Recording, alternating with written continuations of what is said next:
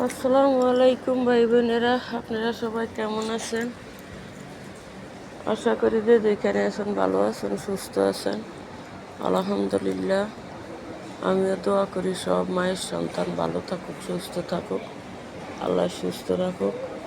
তো এই যে দেখেন এডিনে দুইটাই নেশা করছে, মানে মাইয়া কিলিকে রাগ করছে, পোলাটাই নেমি নেয় হেমি নেয় যাইব না, কত কিছু করে।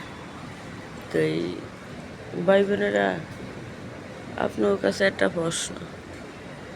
আমরা নারীরা পয়লা বৈশাখ, পয়লা ফাল্গুন, ওই কি কি কি জানি, এত কিছু আমরা জানিও না, গো বাপ মা শিখায়ও না।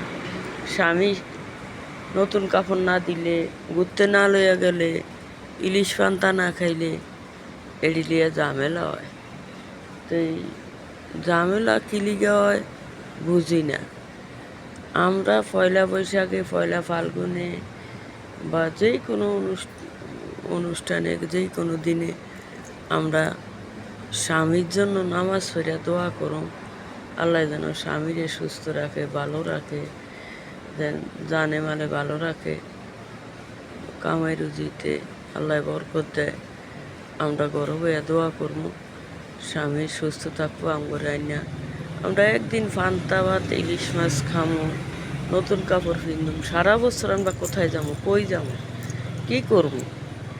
আমি পয়লা বৈশাখ কবে গেছে, কবে আমি এটা জানিই না, খালি শুনতে আছি পয়লা বৈশাখ, পয়লা বৈশাখে দেখতে আছি ইউটিউবে যে ফানি ভাত খাইব, ওই বউ জামাই নতুন কাপড় দেয় না কা, বাপের বাড়িতে ভালো আসিল, ঘুরছে গেছে, আনন্দ করছে, খাইছে, এখন একটা কাপড় দেয় না, পান্তা ইলিশ খাওয়ায় না, এইটা করে না, ওইটা করে না, কত কিছু শুনি।